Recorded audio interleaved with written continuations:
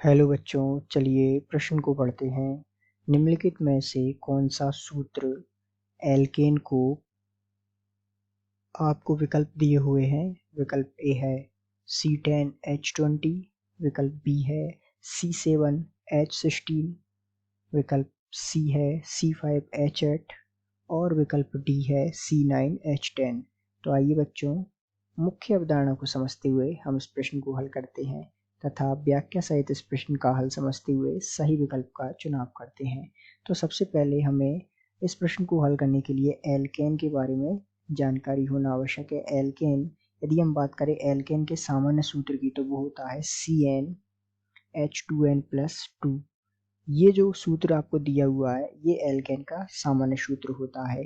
तो यहाँ हम जो है, जो कार्बन होते हैं उससे हाइड्रोजन दुगने से 2 अधिक होते हैं। अर्थात कहने का मतलब है, यदि कार्बन कितने हुए n बराबर 10, तो हाइड्रोजन कितने होंगे 2n+2। अर्थात हाइड्रोजन की संख्या कितनी होगी, इतनी, अर्थात 2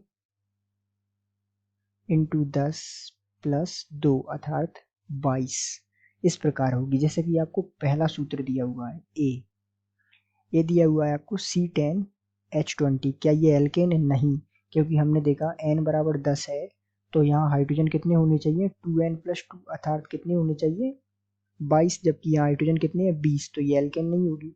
बी का देखते हैं, बी में दिया हुआ है C7H16, तो यहाँ n बराबर कितना है 7, अर्थात कार्बन कितने हैं 7, तो हाइड्रोजन H बराबर कितने होंगे 2 × 7 + 2 अर्थात कितने हो रहे हैं 16। बिल्कुल, कार्बन 7 तो हाइड्रोजन 16, तो ये जो है किसका सूत्र हो जाएगा एल्केन का।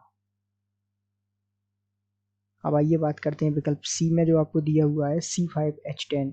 तो C5 जो विकल्प सी में दिया है C5H, तो विकल्प सी में दिया हुआ है C5H8, विकल्प सी में है C5H8।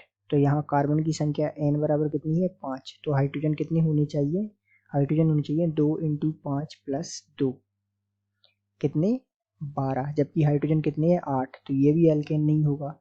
अब बात करते हैं विकल्प डी की, तो विकल्प डी में दिया हुआ है आपको C9 और H10। तो आइए इसको भी देखते हैं।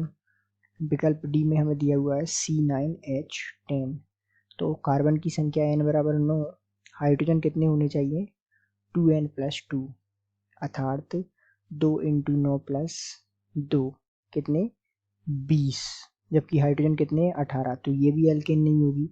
तो अर्थात एल्केन जो CnH2n+2 सूत्र को जो है क्या करता है, पालन करता है, वो एल्केन होगा। और वो कौन है, विकल्प बी में दिया हुआ C7H16, तो इसका सूत्र है n हेप्टेन अर्थात नॉर्मल हेप्टेन, ये है इसका नाम, और ये जो है क्या होगा एल्केन। तो इस आधार पर हम कह सकते हैं कि दिए गए प्रश्न का सही उत्तर विकल्प बी है। आशा करते हैं आपको समझ आया होगा। धन्यवाद।